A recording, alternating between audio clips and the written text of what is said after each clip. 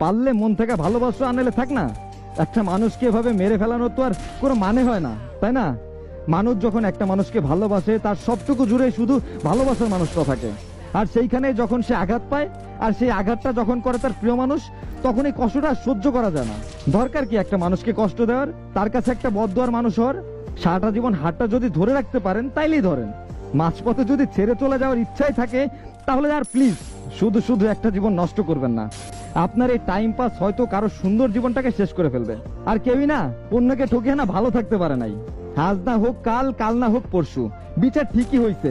হতে পারে কেউ তাড়াতাড়ি পাইছে, কেউ বা দেরিতে, কিন্তু বিচার ঠিকই পাইছে।